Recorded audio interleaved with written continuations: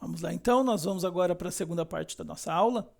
Nós vimos anteriormente o mundo judaico, como ele contribuiu para a chegada do Messias e para a expansão do Evangelho.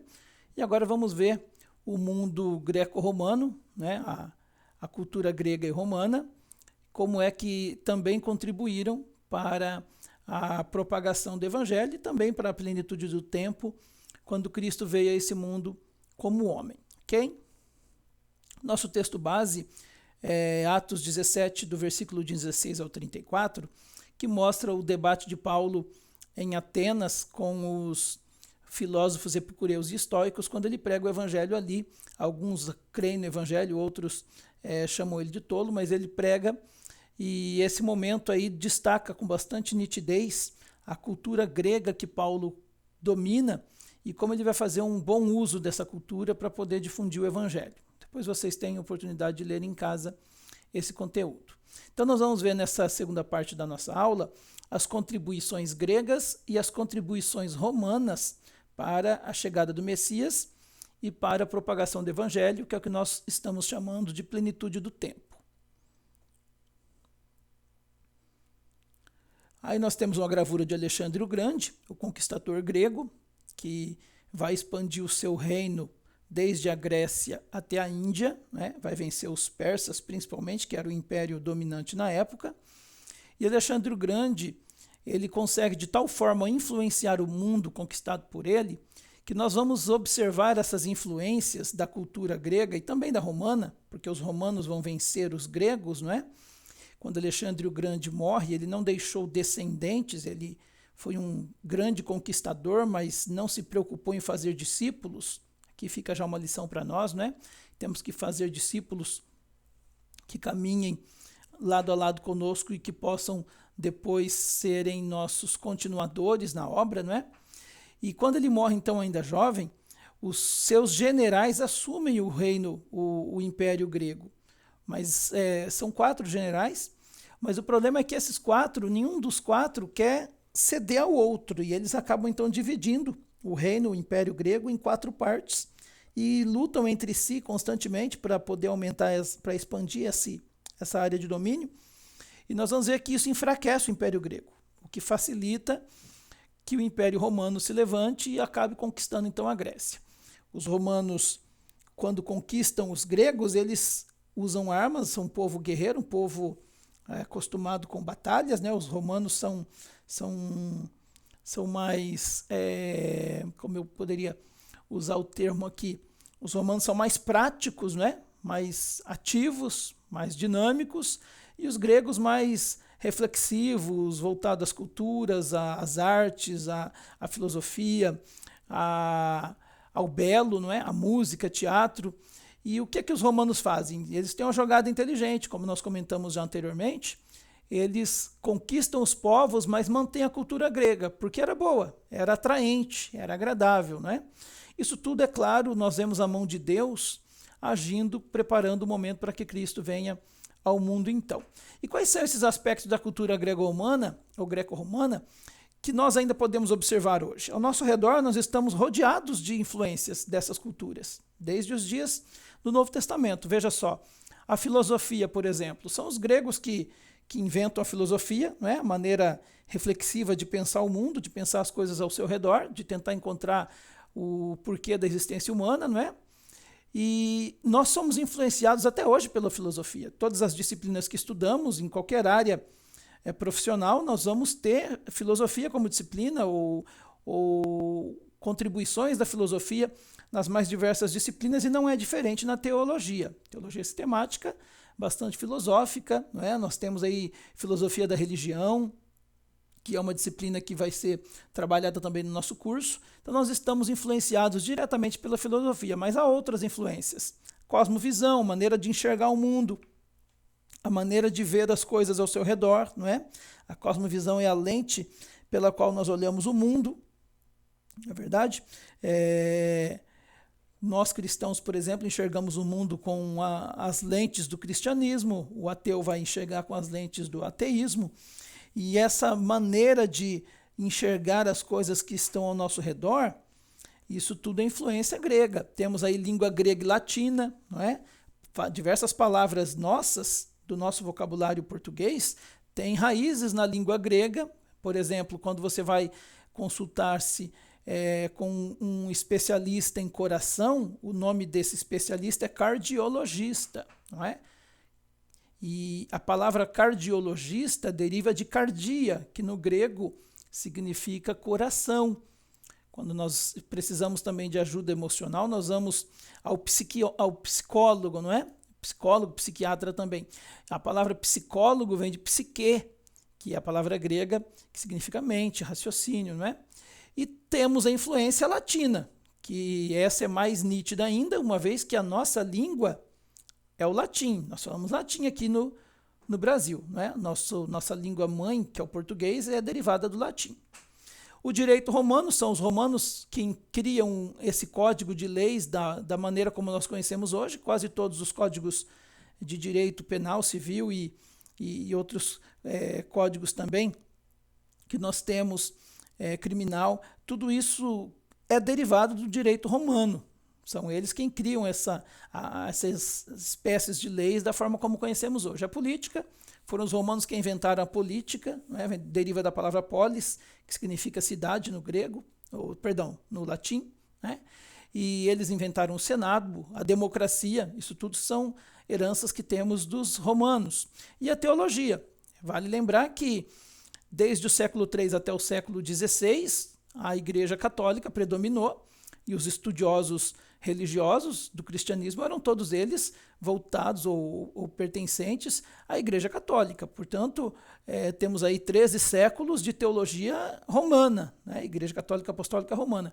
13 anos de teologia romana, ganhando aí cada vez mais páginas e tomos, livros e influenciando a teologia de uma maneira bastante profunda. Então, são aí algumas heranças que nós carregamos até hoje da cultura greco-romana.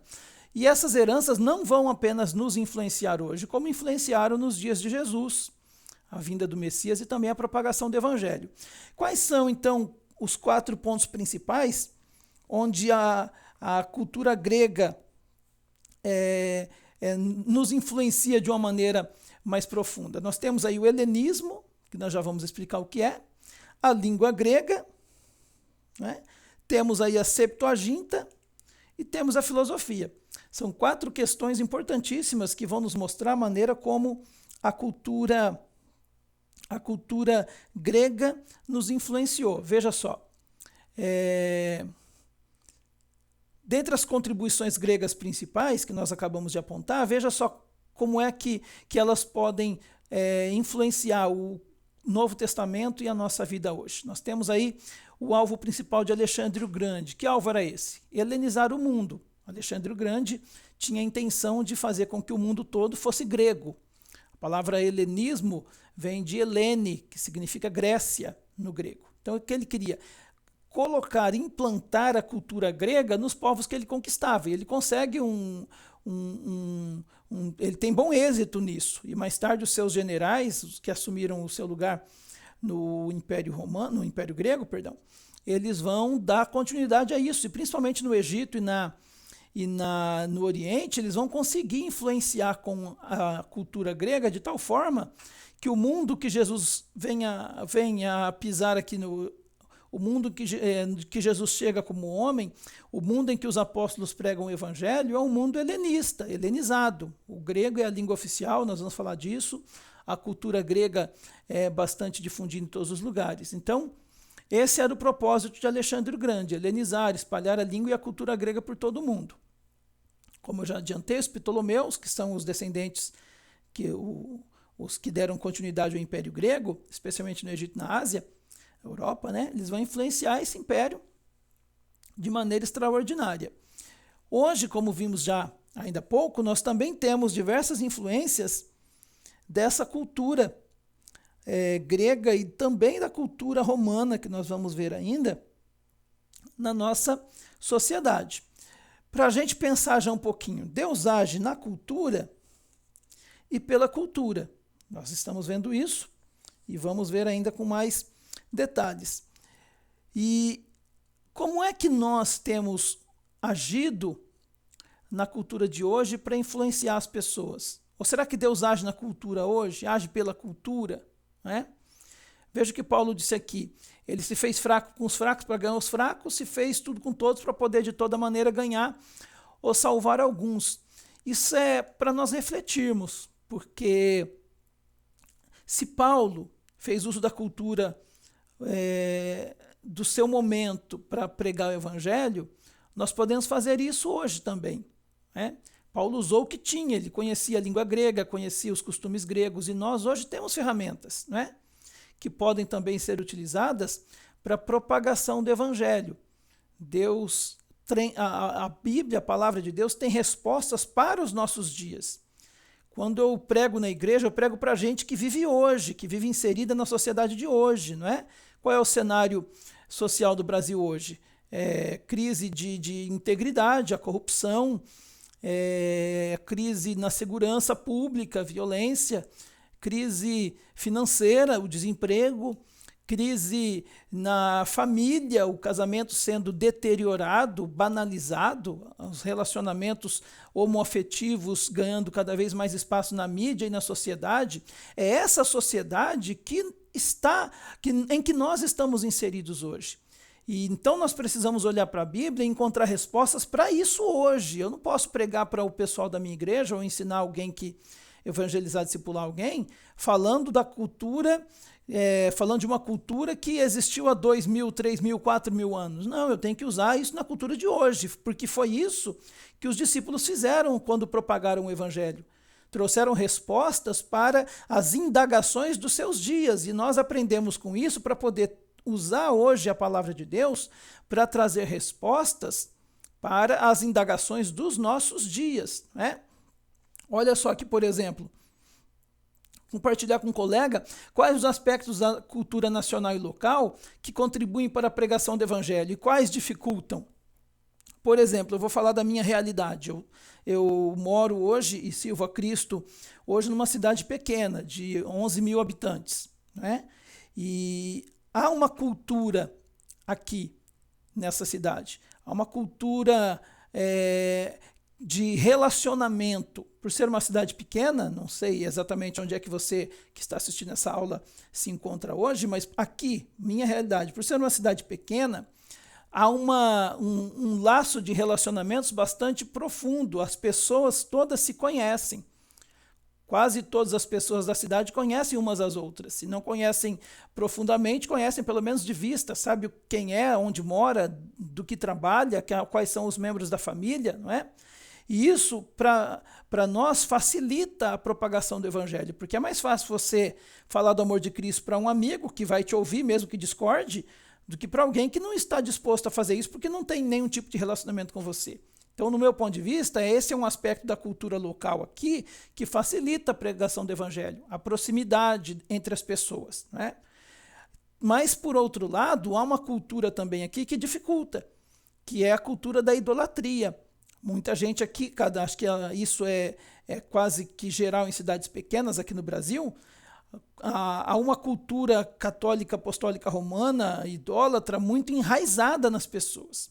Então você tem que com muito tato e com muita graça de Deus, mostrar a essas pessoas que a idolatria é abominação aos olhos do Senhor. Então, nós temos aí aspectos que ajudam, que é a proximidade, os laços de relacionamento, mas temos aí fatores que dificultam, que é, por exemplo, a idolatria, que precisa ser vencida com graça e sabedoria.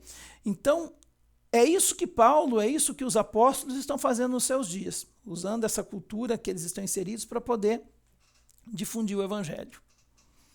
Outro fator que contribuiu muito nesse período também é a língua grega. Nós temos aí como língua comum, como segunda língua do império, o grego koiné, que é um grego comum, um grego mais simples, não é? O grego clássico era falado pelos eruditos e era uma língua muito difícil, pelos imperadores e as pessoas de cultura mais elevadas, não é? Então o que é que Deus faz? Ele permite que os soldados de Alexandre o Grande, quando conquistam os países, divulguem, disseminem esse dialeto mais simplificado que é o grego koiné. Então, em todo o Império Grego e depois no Romano, essa língua se espalha com uma rapidez muito grande. E essa língua que se esparramou por tudo quanto é canto do mundo é a língua que Paulo vai escrever os seus escritos, e a língua que os evangelistas vão escrever o Novo Testamento. É uma língua única onde em qualquer canto do mundo em que alguém fosse para pregar o evangelho, ele teria condições de ser ouvido e entendido, porque havia uma língua só, que era o grego, né?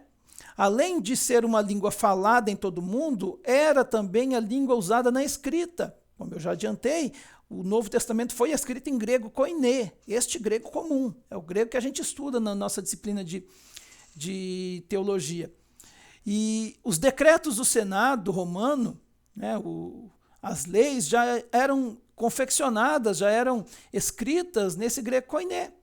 As peças literárias, os teatros eram falados neste idioma, cartas e livros também escritos nessa língua. Isso facilitou a divulgação do Novo Testamento e a pregação do Evangelho. Okay? Além disso, nós temos a contribuição retórica para o Evangelho. Nós vimos anteriormente que os judeus criaram um sistema de interpretação do Antigo Testamento, chamado de Pesher, que Jesus vai se utilizar dele para interpretar a Bíblia para os seus ouvintes. E com relação à língua grega não é diferente. Os gregos, eles criaram a retórica, uma maneira de interpretar textos e de escrever textos voltado para a cultura grega. E as cartas eram todas escritas nesse sistema de retórica, as cartas gregas. O que é que Paulo faz? Ele usa o mesmo esboço, o mesmo escopo dessas cartas gregas para escrever as suas cartas no Novo Testamento. Além de Paulo, nós vamos ver Tiago também fazendo uso de um estilo literário grego, que é a diatribe. A diatribe era um estilo de escrita que significava o quê? A pessoa que estava escrevendo denunciava de maneira crítica os seus leitores ou os seus ouvintes. É o que Tiago faz. Tiago vai denunciar os falsos mestres, Tiago vai denunciar a falsa religião, Tiago vai denunciar o falso cristianismo que não pode ser só de aparência. Tiago vai denunciar o pecado. Então a carta de Tiago foi escrita numa espécie de diatribe. E isso tudo vai ser utilizado no Novo Testamento, onde dos 27 livros que nós temos no Novo Testamento, 21 deles são cartas. E essas cartas usam um gênero grego, a maneira grega de escrever, para poder, não só a língua que é o grego koiné, mas além da língua do grego na escrita, a forma grega de escrever cartas são usadas também pelos autores do Novo Testamento. E essas cartas, elas tinham estruturas bastante semelhantes. Elas começavam e terminavam quase sempre da mesma forma. Por exemplo, elas traziam uma saudação, e nós vamos ver isso nas cartas de Paulo. Todas as vezes que ele começa uma carta, ele começa com uma saudação. Por exemplo, em 2 Coríntios, verso 1, ele vai dizer assim: Paulo, apóstolo de Cristo Jesus, pela vontade de Deus, e o irmão Timóteo. E agora ele vai falar do destinatário, que é a igreja de Deus que está em Corinto, com todos os santos de toda a Caia. A vocês, graça e paz da parte de Deus, nosso Pai, e do Senhor Jesus Cristo. A saudação, para agora, a partir do verso 3, ele começar a trabalhar o corpo da carta, o conteúdo daquela carta. Depois de trabalhar do conteúdo da carta, termina com uma despedida. Em todas as cartas de Paulo, nós vamos observar isso. Usando ainda 2 Coríntios como exemplo, no capítulo 13, o verso 11, diz assim: sem mais, irmãos, despeço-me de vocês, procurem aperfeiçoar-se, exortem-se mutuamente, tenham um só pensamento, vivam em paz, e o Deus de amor e paz estará com vocês. Saúdem uns aos outros com beijo santo. A graça do Senhor Jesus Cristo, o amor de Deus e a comunhão do Espírito Santo sejam com todos vocês. Então veja que esse estilo literário de escrever cartas, ele vem do grego, e Paulo faz uso disso. Tenho certeza que se Paulo existisse hoje no nosso mundo, Paulo usaria a imprensa escrita, com certeza. Paulo usaria os meios de transporte que temos hoje à nossa disposição, os mais velozes deles, por exemplo, o avião, os trens. Paulo utilizaria as redes sociais, porque os recursos que tinham na época de difundir o evangelho, Paulo usou. O problema não está nessas coisas que eu citei agora, redes sociais, transporte, mídia e nada disso. O problema está no uso que damos a isso. É possível você utilizar, por exemplo, a rede social aí de troca de mensagens, o WhatsApp, para ficar mandando pornografia, para ficar mandando piada suja, ou para difundir o evangelho também de maneira sábia. Com certeza, tendo essas ferramentas, Paulo se utilizaria delas, porque é o que ele está fazendo aqui nos seus dias. Ok? Olha só quais eram os tipos de carta que os gregos tinham. Eles escreviam cartas de amizade, e nós vamos ver isso refletido na carta de Paulo a Filemon, Timóteo e Tito. Eles tinham cartas de louvor, e a carta de Paulo aos Filipenses é uma carta de louvor àquela igreja, pela sua dedicação. Tinham cartas de mediação, que é a carta que Paulo escreve a Filemon, pedindo em favor de Onésimo, né? Escravo de Filemon que fugiu e se tornou discípulo de Paulo. Temos cartas de exortação no grego, e Paulo também escreve cartas de exortação, Romanos, Tessalonicenses, Colossenses. Pedro também escreve. O autor de Hebreus, que não temos autor certo, eles vão utilizar-se de cartas de exortação. São essas cartas que citamos aqui, são cartas de exortação. Temos cartas de acusação e apologética, e aí nós vamos ver Paulo aos Coríntios, João, Tiago e Judas escrevendo cartas de acusação, condenando erros e pecados, e também falando de coisas futuras. Então veja que o grego ele é utilizado por Paulo de diversas formas, não só na escrita, mas o grego também abre portas a Paulo. Por conhecer a língua grega, ele consegue se comunicar em grego e evitar até mesmo prisões em que ele estava iminentemente fadado a ser colocado, e também consegue pregar o evangelho em outras regiões. Vamos ler Atos 21, 37, para nós termos uma noção disso. Abra lá a sua Bíblia, por favor.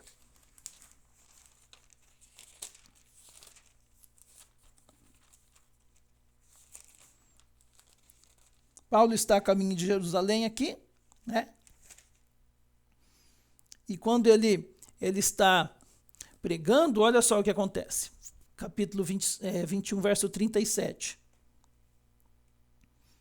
Quando os soldados estavam para introduzir Paulo na fortaleza, ele está...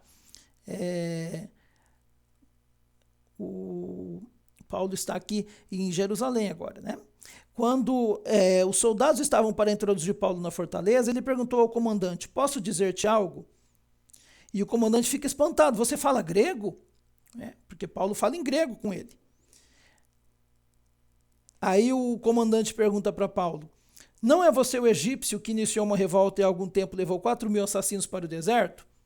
Então ele vai pensar que Paulo é um líder messiânico, de um movimento messiânico, daqueles que já estudamos em judaísmo anteriormente, na aula de hoje. E se Paulo não falasse grego, ele seria facilmente confundido com esse baderneiro egípcio e seria condenado por crimes que ele não cometeu. E olha só o que Paulo responde no verso 39. Sou judeu, cidadão de Tarso, cidade importante da Cilícia. Permite-me falar ao povo. Tendo recebido permissão do comandante, Paulo levantou-se na escadaria e fez sinal à multidão. Quando todos fizeram silêncio, dirigiu-se a eles em aramaico. Então veja que Paulo aqui fala em grego com o comandante, que vai prendê-lo, o comandante dos soldados. O comandante o entende, permite que ele se defenda, e Paulo se defende em aramaico, que é a língua falada pelos judeus naquela época. Então veja que Paulo, por ser poliglota, vê as portas se abrindo. Eu não tenho a menor dúvida de que ainda hoje, se falarmos mais de um idioma, Deus pode nos usar de uma maneira ainda maior para irmos para regiões que falam esses outros idiomas para podermos evangelizar ali, ok? Temos aí um texto, tenta ler ele, vou dar aí um minutinho para você. Tenta ler em silêncio esse texto que está aí na tela.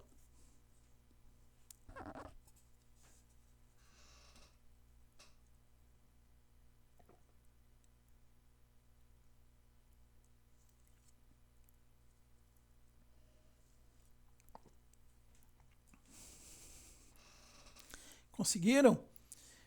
Por que é que eu coloquei esse texto aí? Que está todo ele em caixa alta, letra maiúscula, e sem separação de palavras. Porque é dessa forma que o grego era escrito, em letras em caixa alta, só as letras maiúsculas, e sem divisão entre as palavras.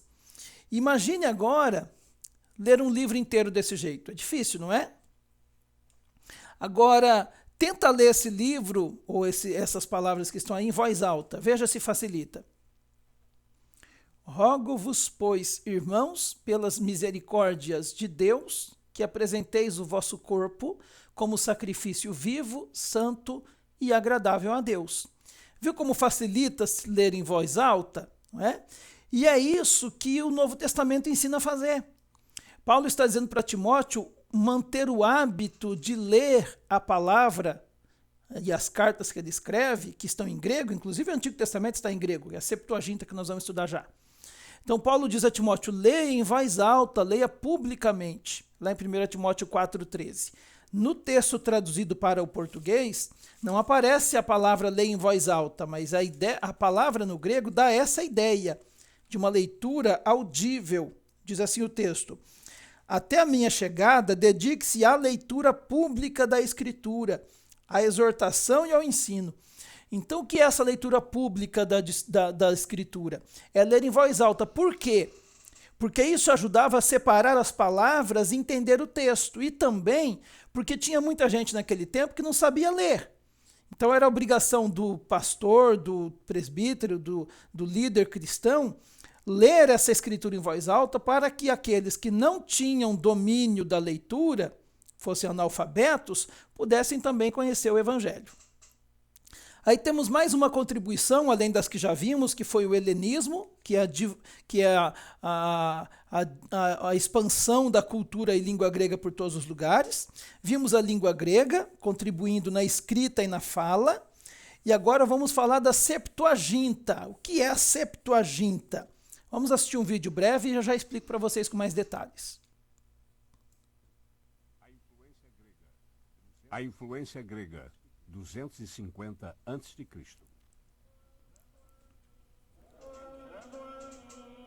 Jerusalém, Israel.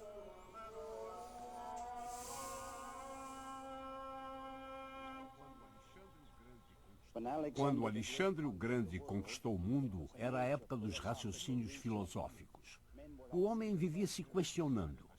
Alguns eram brilhantes na área das questões, como Sócrates, Platão e Aristóteles. Mas eles não tinham respostas às próprias perguntas, deixaram na mente humana um vácuo, um vazio, algo que precisava ser preenchido, e eles esperavam por alguém que pudesse vir a responder a todas as questões. Quando Alexandre morreu em 323 a.C., o mundo se tornou bilíngue, e o grego era a segunda língua mais falada. Por esta razão, tornou-se importante haver uma tradução da Bíblia para o grego. Por volta do ano de 285 a.C., havia vários judeus que faziam parte da subcultura egípcia. De acordo com a tradição, Demétrios de Palerum, responsável pela mundialmente famosa biblioteca em Alexandria, perguntou ao rei Ptolomeu Filadelfo do Egito se ele conseguiria a tradução grega da lei judaica para a biblioteca.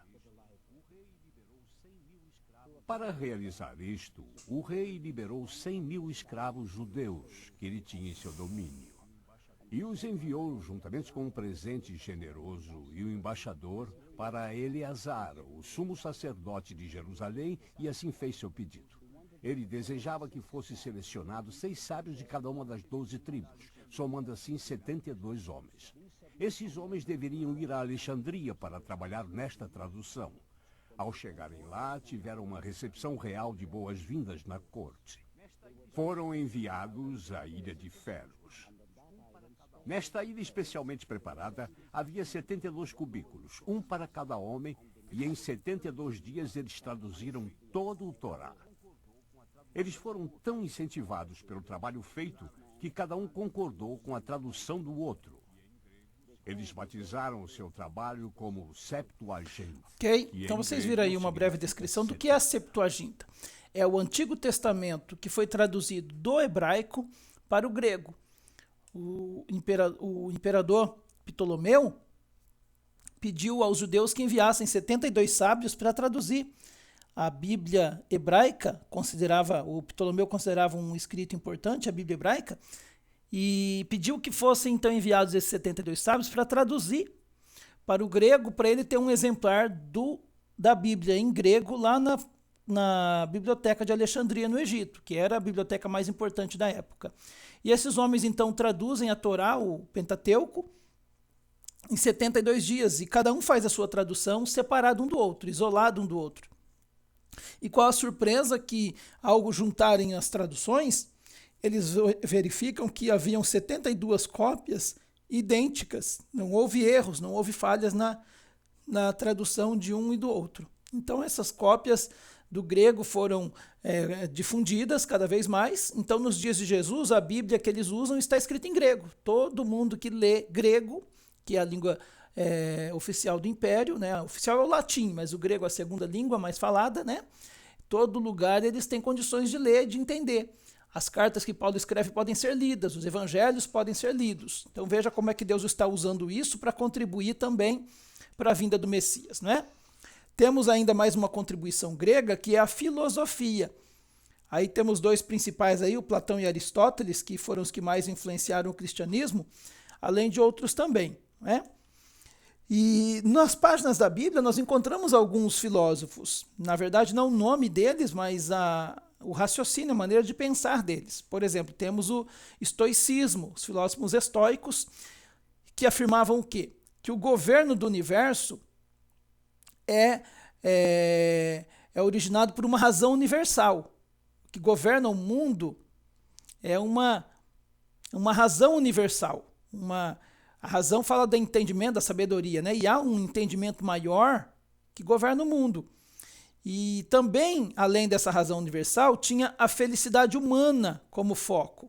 Para eles, a felicidade humana era o resultado de fazer o que é certo, de virtudes, de ser ético, de fazer aquilo que é correto. E fazendo isso que é correto, que é certo, eles estariam de acordo com essa razão soberana que governava o mundo. Ou seja, há uma razão soberana que governa, os homens vão precisar fazer o que é certo, ter virtudes para poder encontrar felicidade e agradar essa razão soberana. Veja que isso se parece muito com o cristianismo, com o diferencial de que nós não cremos numa razão universal ou numa razão soberana, nós cremos no Cristo, o Filho de Deus, o Verbo vivo que se fez carne, e é por isso que João escreve dessa forma, o Verbo se fez carne, para mostrar que a sabedoria que os filósofos tanto buscavam é Cristo. Ele é a palavra, a sabedoria verdadeira, né? E temos os filósofos epicureus. Esses dois tipos de filósofos são os que Paulo discorre lá em Atos 17, que é o tema da nossa aula hoje. O que os epicureus afirmavam? Que o homem vive para buscar a felicidade, e como a verdade só se conhece pelos sentidos, então tudo que o homem descobrisse, isso traria ao homem felicidade. Trocando em miúdos, eles vão dizer que ser feliz é experimentar tudo que o mundo tem para oferecer. Veja que ideia antagônica em relação ao cristianismo, não é? Porque quando nós vamos para as páginas do Evangelho, nós vamos ver que o que eles ensinavam é completamente contrário ao que a Bíblia ensina. Então eles pregavam o quê? Que se deve aproveitar a vida, porque tudo acaba depois da morte. Essa era a ideia deles. Nós estamos num mundo e é nesse mundo que nós vamos ser felizes. Logo, vamos usar tudo que esse mundo tem para nos oferecer. Fazendo isso, eles acabam, então, sendo combatidos pelo Evangelho. Porque, primeiro, o Evangelho mostra que nós não somos governados por uma razão universal. Somos governados por um Deus soberano. E Ele é a sabedoria. Ele é a luz do mundo e não o conhecimento filosófico. E vamos ver que esse Deus quer que vivamos uma vida não apegada a esse mundo, porque aquele que ama esse mundo, o amor do Pai não está nele, vai dizer João na sua primeira carta. As concupiscências do mundo, a soberba da vida e a soberba da carne, nos afastam de Deus, enquanto que os epicureus diziam o contrário, que é usando esse mundo, aproveitando, experimentando tudo, que eu vou ser feliz, não é? Experimenta a droga, experimenta o sexo, experimente o conhecimento, isso vai te trazer felicidade. Essas eram as ideias daqueles dias, e talvez você esteja dizendo, não, pastor, isso é a ideia de hoje. Pois é, muita gente tem essa ideia hoje ainda, que a vida é para ser vivida e aproveitada na sua totalidade, sem se importar com o que é certo ou com o que é errado. É o hedonismo, né, que impera. O hedonismo é a busca do prazer sem se preocupar com o que é ético. Vez ou outra eu vejo nas redes sociais uma frase sendo difundida que, na verdade, quem deve ter criado deve ter sido Satanás, que diz assim, nada é errado se te faz feliz. É uma frase totalmente equivocada.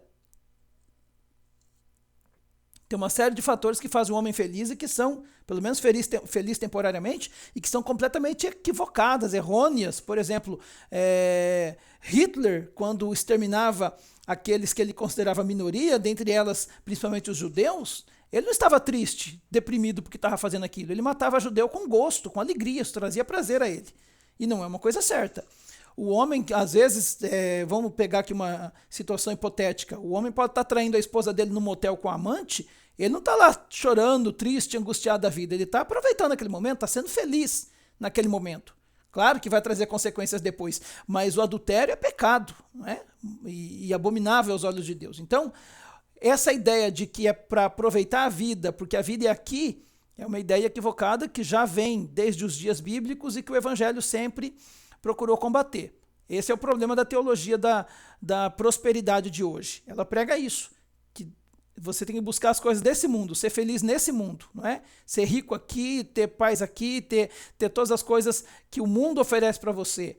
E ainda pregam que é Deus quem quer isso a nós, né? Para nós.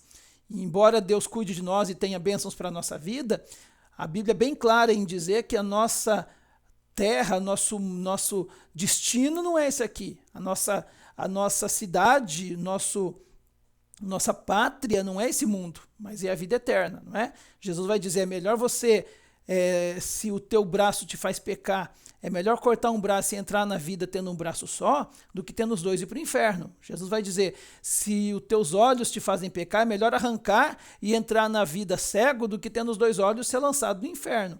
Então o que Paulo está dizendo? Que aquilo que quer me prender nesse mundo, quer me fazer aproveitar das coisas pecaminosas desse mundo em busca de felicidade, é melhor perder isso e ir para a vida eterna, viver uma vida de renúncia agora e ir para a vida eterna, do que aproveitar esse mundo e ir para o inferno. Não é verdade?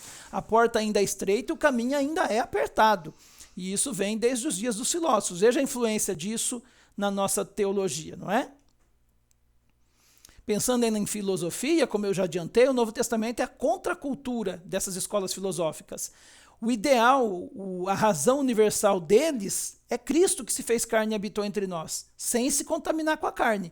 Porque para eles o homem tinha que se contaminar com essa carne para ser feliz, e isso significava que ele estava de acordo com a razão universal, que eles acreditavam ser o governante do mundo. Não. O Novo Testamento nos ensina que Cristo é o governante do mundo, e ele se fez carne para poder nos salvar, sem se contaminar com os pecados da carne. A ética que eles pregam, a virtude que os estoicos pregam, ela só é possível quando produzida por Deus.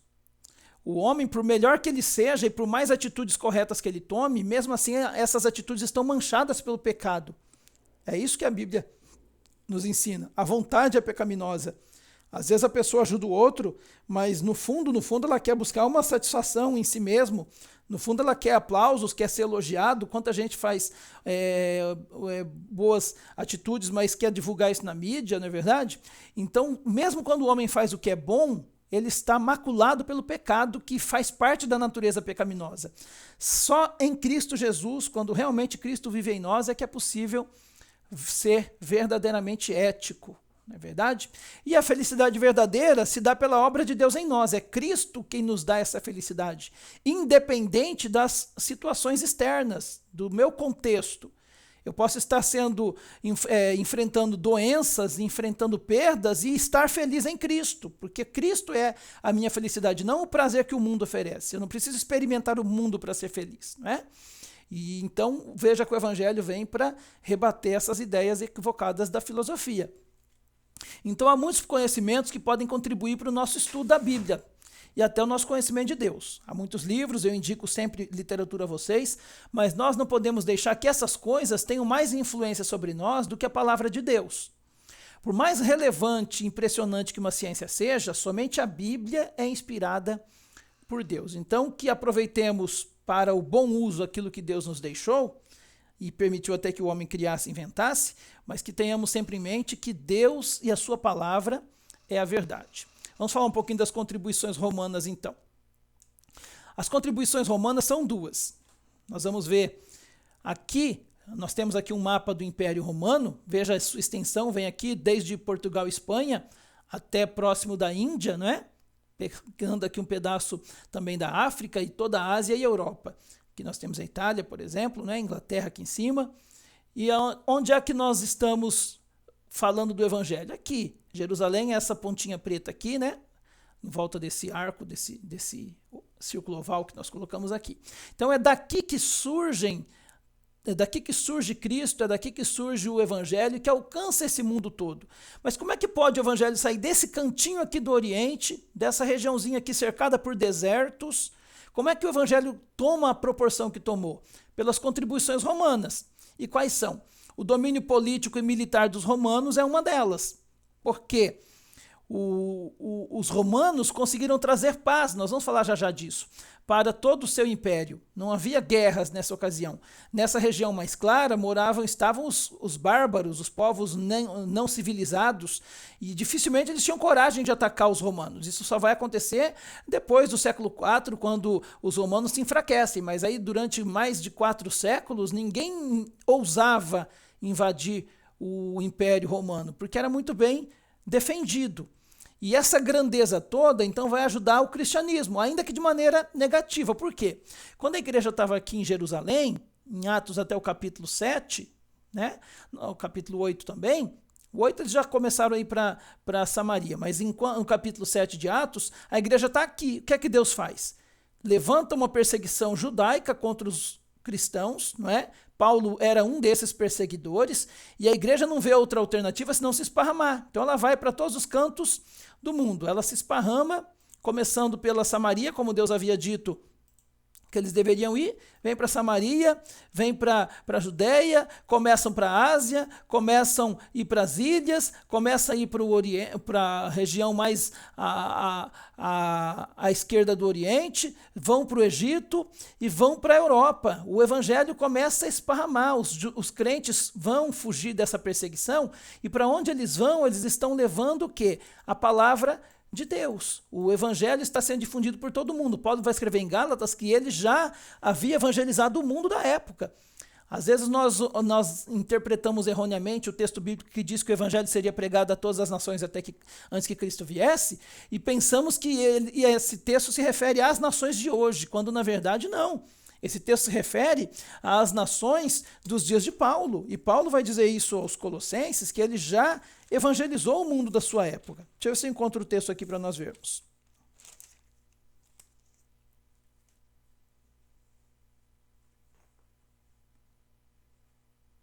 Aqui, capítulo 1 de Colossenses, versículo 6. Vamos ler o 4 para ficar mais claro. Pois temos ouvido falar da fé que vocês têm em Cristo Jesus e do amor que têm por todos os santos, por causa da esperança que lhes está reservada nos céus, a respeito da qual vocês ouviram por meio da palavra da verdade, o evangelho que chegou até vocês. E olha só o verso 6, o evangelho que chegou até vocês. Por todo o mundo, este evangelho vai frutificando e crescendo, como também ocorre entre vocês, desde o dia em que ouviram e entenderam a graça de Deus em toda a sua palavra. Então veja que aqui Paulo já faz menção do evangelho ter alcançado o mundo todo. Isso então, a grandeza do império contribuiu para o crescimento do evangelho, ok?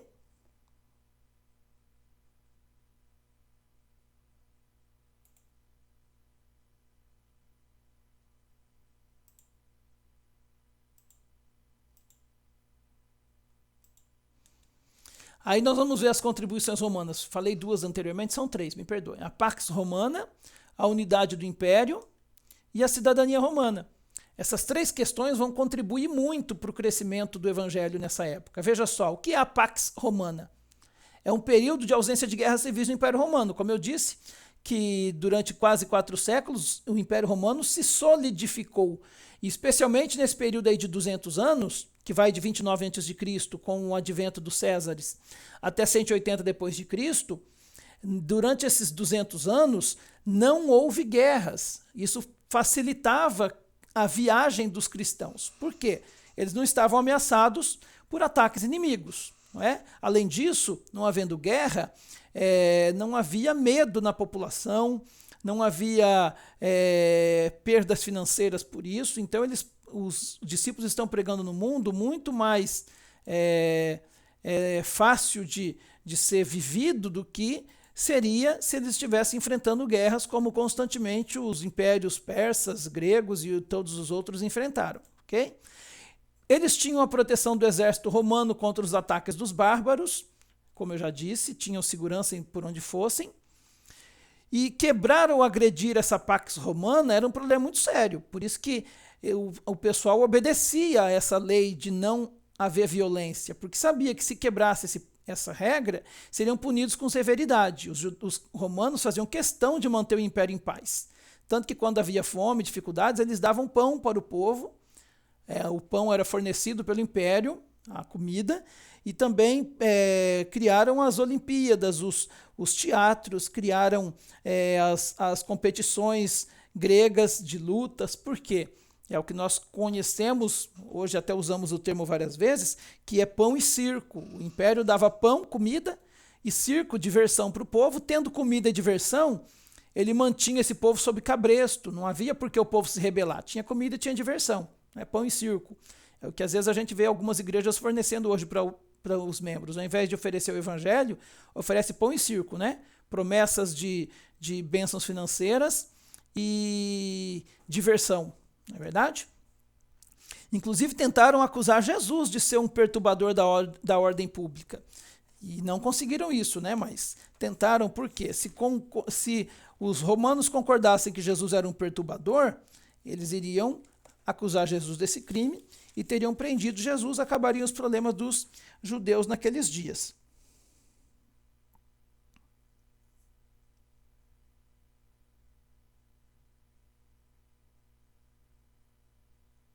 Ok? Essa referência aqui depois eu vou dar uma confirmada. Vamos lá. Além da Pax Romana, que era um período de paz, nós temos a unidade do império contribuindo. Por que o império era unido? Porque os romanos construíram estradas e fizeram essas estradas pavimentadas, de paralelepípedo. Imagine, até hoje aqui no Brasil tem cidades, patrimônios que não tem asfalto. Aqui na cidade onde eu moro, Engenheiro Beltrão, tem muitos bairros não asfaltados ainda. E no Império Romano, todas as estradas principais tinham asfalto. Asfalto, na verdade, não, né? Tinha um paralelepípedo, calçamento de pedras. E isso facilitava a viagem. Fazia as distâncias se encurtarem, a viagem era mais rápida, né? E isso facilitava não só o trânsito de pessoas, mas o estabelecimento de cidades grandes. Nessas estradas pavimentadas, ao redor delas, nos seus polos, se formavam grandes cidades. E grandes cidades são grandes oportunidades de se pregar o evangelho. Ok? Paulo vai fazer uso disso. Além das estradas, a unidade do império contava também com o que mais? Com a paz, que nós já vimos, e também com o correio. Por ter essas estradas e não haver guerras, as cartas, os escritos, eles eram enviados com certa rapidez. Então, Paulo consegue escrever carta e enviar para as igrejas. João faz a mesma coisa. Eles se comunicam dessa forma e, se comparado ao que era anteriormente, antes do Império Romano, é uma agilidade impressionante para a época, né? Além disso, como eu já adiantei, cidades grandes se formavam, comércios se formavam nestas cidades, e isso facilitava a propagação do evangelho. Para a gente pensar um pouquinho, Paulo, como fazedor de tendas, aproveitou todo esse fomento do comércio romano para se colocar no mercado, onde certamente haveria muita gente para ouvir a pregação do evangelho. Considere a possibilidade de Deus chamar você para exercer sua profissão em outra cultura, em lugares nos quais Cristo não é conhecido, para que você possa ganhar pessoas com seu testemunho. Então veja, Paulo ia para o mercado fazer tendas para se sustentar em Corinto durante um pequeno período de tempo, porque a igreja de Corinto não queria dar salário a ele, mas ele se aproveita também disso para pregar. Você vê que Paulo prega em cidades grandes, Paulo não vai em cidades pequenas pregar. Dificilmente, a menos que estivesse no caminho dele durante as suas viagens. Mas Paulo costuma estabelecer igrejas em cidades grandes, para que essas igrejas depois cresçam, né? Ele forma discípulos em cidades grandes, que vão formar outros discípulos, que vão alcançar as cidades pequenas ao redor. É uma estratégia de evangelismo de Paulo. E nós podemos ser evangelistas onde estamos. Talvez eu não possa ter acesso à área de profissionais da saúde, por exemplo. Não sou médico, sou pastor. Mas talvez você que me ouve e seja médico, você tenha acesso a esse tipo de profissional autônomo para pregar a eles. Talvez você trabalhe numa delegacia, trabalhe num presídio, tenha acesso a prisioneiros ali, que talvez nem todos nós tenhamos esse acesso. Talvez você dê aulas numa faculdade, numa escola. Então são campos missionários para nós. Deus nos coloca em lugares estratégicos para pregarmos o evangelho, ok? E por fim nós temos aí a cidadania romana, que contribuía. Nós vimos que a contribuição grega, quais foram? A contribuição grega foi o helenismo, a cultura grega difundida em todo o planeta. A língua grega, uma língua só falada por todo mundo. A tradução do Antigo Testamento para o grego, que é a Septuaginta. Todo mundo sabia ler a Bíblia, não estava em hebraico mais, que é uma língua difícil. A filosofia, que levou a pensamentos aí que mais tarde foram rebatidos pelo Evangelho.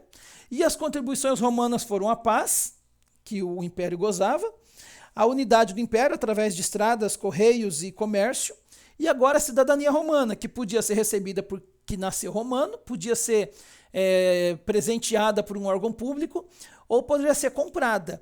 Todo cidadão romano tinha direito a quê? A ocupar cargos públicos, a participar nas assembleias políticas, a obter vantagens fiscais e a escolher apresentar-se em juízo. É o que Paulo faz. Quando Paulo é preso e ele vai ser julgado pelos romanos, ele vai apelar ao tribunal de César, que é a instância máxima.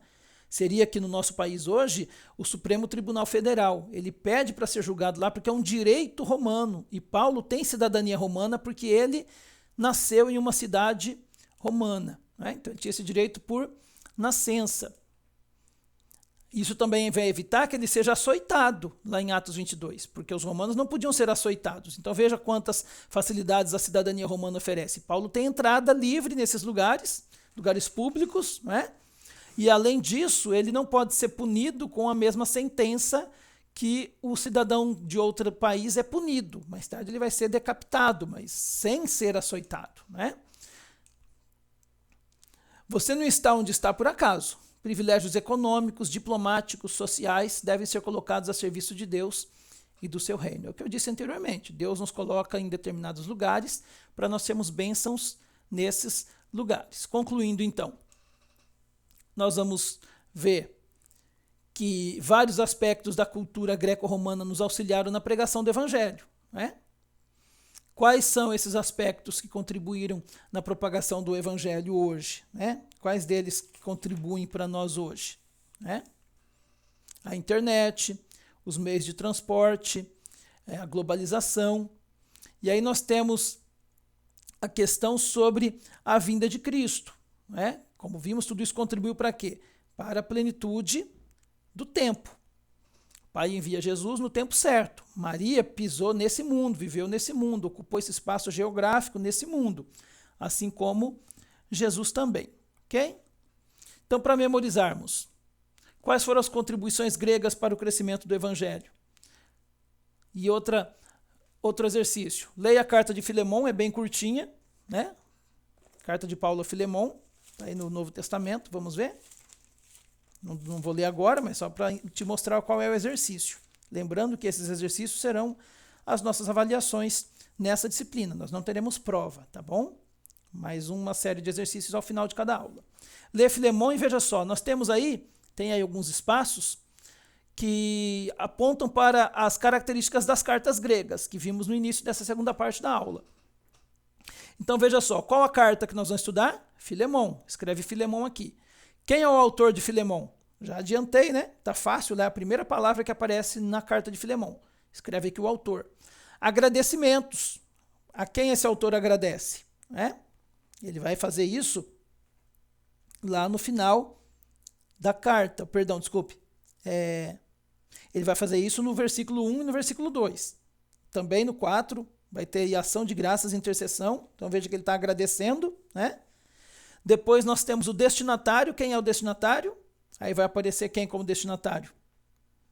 É o próprio nome que a carta leva, né?